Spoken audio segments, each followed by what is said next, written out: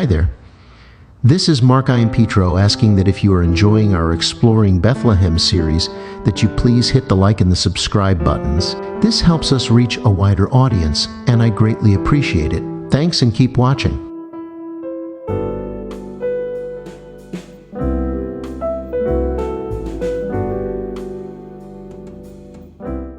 These days, public transit here in Bethlehem can mean everything from Uber to city buses. When we factor in all the private automobiles, it's no wonder that once direct and simple journeys that would take a few pleasurable minutes have turned into long, almost exhausting forays through crowded city streets. There was a time within the lifetimes of our older friends and family members when the city was served by an affordable, clean, and very efficient public transportation system. That system existed from 1890 to around 1953. It was designed and its infrastructure installed well before the modern automobile came into being. As such, its tracks were laid right down the middle of streets like Broad, New, Main, and others. There was no real competition for space and for right-of-way through the early decades of the 20th century.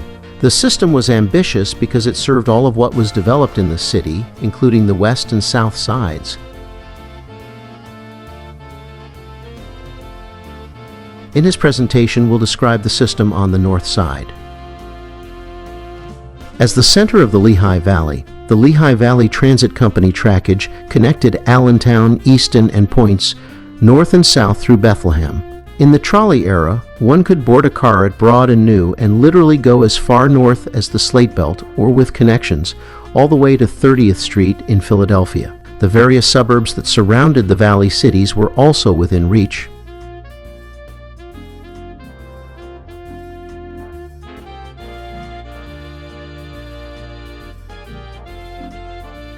The system on the north side of town operated on a loop of sorts.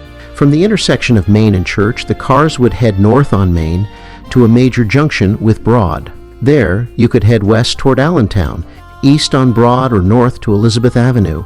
Following Elizabeth East, the route met at Linden, where you could proceed toward Easton or south on Linden to Broad. The intersection at Broad offered a return west along Broad or east to present-day Stefco Boulevard.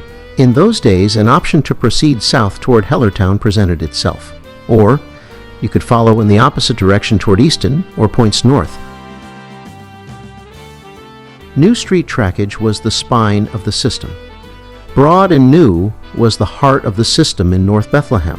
At this complex grand junction, you could travel directly and conveniently in any direction. The system used the New Street and the Mincy Trail bridges to traverse the Lehigh River. Eventually, the system, which was designed and intended to be self-supporting, fell on hard times. Usage declined for various reasons, not the least of which was the dawn of the auto age. Nearly 2 decades of neglect caused the cars and the infrastructure to badly degrade.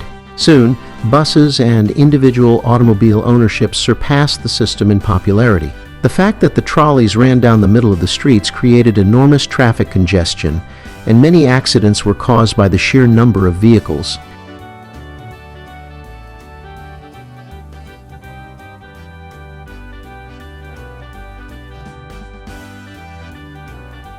And these days, as city planners and advocates of transportation efficiency talk about a solution to today's traffic ills, they often mention light rail systems. And when they do, I have to laugh to myself. Been there, done that.